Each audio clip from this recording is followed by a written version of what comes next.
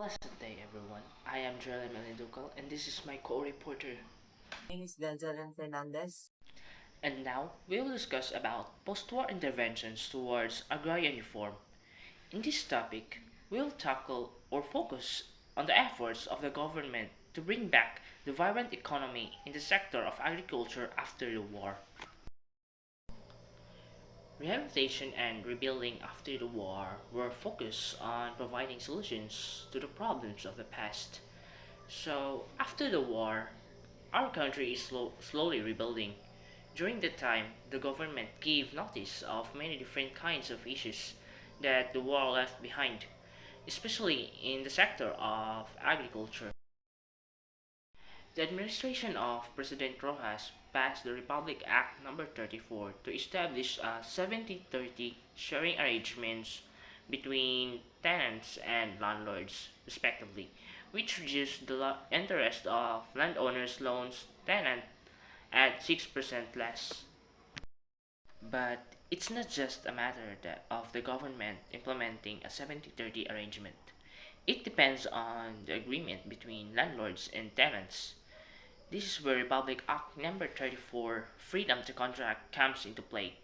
According to this act, landlords and tenants should have the freedom to enter into any type of tenancy contract. Additionally, it's worth noting that while Republic Act No. 34 emphasizes freedom to contract, local regulations may impose certain conditions to ensure fairness and protection of rights for both parties. According to the Republic Act No. 34, there are three common sharing arrangements.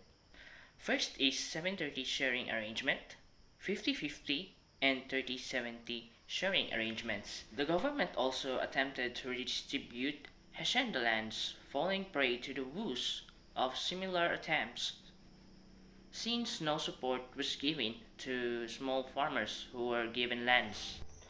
Under the term of President Elpidio Quirino, Land Settlement Development Corporation or LASADECO was established to accelerate and expand the settlement program from peasant. Its purpose is to help address issues related to land ownership and rural development by redistributing land to landless farmers and promoting agricultural productivity. And later on, it became the National Resettlement and Rehabilitation Administration or NARA under the administration of President Ramon Magsaysay. In essence, Lasadeco primarily concentrates on short-term goals, emphasizing economic development and modernization through technology and infrastructure improvements. Conversely, NARA adopts a longer-term perspective emphasizing sustainable agricultural practices, community empowerment, and amplifying the voices of local farmers. The purpose of NARA is to oversee the allocation, surveying, and division of lands for distribution to Filipinos as part of the agrarian reform. They assess eligibility based on criteria such as need and suitability. Additionally, NARA aims to empower local communities and promote sustainable agricultural practices alongside land distribution. During Ramon Magsaysay's presidency, he pushed Congress to pass a law called Republic Act Number 1199, also known as the Agricultural Tenancy Act. This law aimed to protect the rights of tenant farmers and enforce fair practices in leasing land. Additionally, in 1955, the Court of Agricultural Relation was set up to improve security for tenant, farmers, and settle land disputes. Another move was the formation of the Agricultural Tenancy Commission to oversee tenant-related matters. Furthermore, Magsaysay's administration created the Agricultural Credit and Cooperative Financing Administration or ACCFA to help farmers with warehousing and marketing their products. NARA intensified the government's resettlement program distributing agricultural lands to landless tenants and farmers. It also aimed to convince rebels such as the Hooks to resettle peacefully. However, despite efforts, farmers continue to face challenges due to insufficient funding, inadequate support services, and resistance from the land elite. And as for the primary source, which will be tackled by my co-reporter Denzel. Primary source code RA number 3844 with the Agricultural Land Reform Code. Public Act number 3844, also known as the Agricultural Land Reform Code, is a Philippine law enacted on August 8, 1963 under President Diosdado Macapagal. It aims to promote social justice and provide opportunities for farmers to own the land they till. Section 2 of RA 3844 outlines its objectives and scope, emphasizing the importance of redistributing agricultural land to small farmers to alleviate poverty and promote economic development in rural areas. This section of RA 3844 declares the principles and policies underlying the law. It states that the government recognizes the agricultural sector as the primary source of national wealth and emphasizes the need to ensure its development and progress. The law acknowledges the existence of widespread poverty, landlessness, and social injustice in rural areas, particularly among farmers and farm workers. Republic Act number 3844 aims to establish owner cultivatorship and economic family-sized farm as the basis of Philippine agriculture and as a consequence, divert landlord capital in agriculture to industrial development. Second, to achieve a dignified existence for the small farmers free from pernicious institutional restraints and practices. Third, is to create a truly viable social and economic structure in agriculture conducive to greater productivity and higher farm incomes. Fourth is to apply all labor laws equally and without discrimination to both industrial and agricultural wage earners.